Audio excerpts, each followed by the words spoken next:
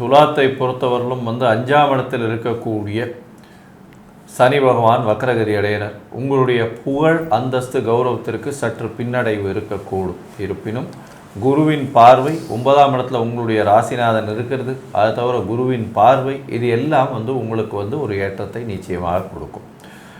அது தவிர பார்த்தீர்களேனா உங்களுடைய பூர்வ புண்ணிய ஸ்தானம்னு சொல்லக்கூடியது கொஞ்சம் சனி பகவான் வக்ரகதி அடைகிறதுனால கண்டிப்பாக குழந்தை பிராப்திக்கு தடை வரும். குழந்தை பாசமாக இருக்கிறவங்க கொஞ்சம் ஜாகிரதையாக இருக்கிறது நல்லது. அவங்களுக்கு பின்னடைவு ஏற்படக்கூடிய வாய்ப்புகள் நிச்சயமாக உண்டு. ஜாகிரதையாக இருக்கிறது நல்லது. குருவின் பார்வை இருந்தாலும் பிரச்சனைகள் வரும். உங்களுடைய புதிய முயற்சிகளில் பார்த்தீங்கன்னா சற்று பின்னடைவு இருக்கக்கூடிய வாய்ப்புகள் உண்டு. பேச்சில் கட்டுப்பாடோடு இருக்கிறது ரொம்பவும் நல்லது. பேச்சில் ஜாகிரதையாக இருக்கிறது நல்லது. தேவையற்ற பேச்சுக்களை பேசாதீங்க. நீங்கள் பேசும்போது அது தேவையற்ற விஷயமாக புரிந்து கொள்ளப்படும். முடிஞ்ச வரலும் இந்த காலகட்டத்தில் மௌனமாக இருக்கிறது நல்லது. பண வரவிற்கு பஞ்சம் இருக்காது. இருந்தாலும் தேவையற்ற செலவுகள் போகக்கூடிய வாய்ப்புகள் நிச்சயமாக இருக்கும். உங்களுடைய எதிர்பாலினத்தவர் மூலியமாக சிறு சிறு பின்னடைவுகள் வரக்கூடிய வாய்ப்புகள் நிச்சயமாக உண்டு.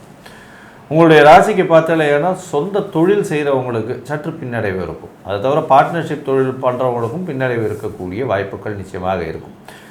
வேலை செய்பவர்களுக்கு ஏற்றம் இருக்கக்கூடிய காலகட்டமாக இருக்குது. மொத்தத்தில் பார்க்கும் பொழுது உங்களுடைய பதவியில் சற்று சறுக்கல் இருந்தாலும் குருவின் பார்வையினால் அது மேனேஜ் செய்யப்படும்.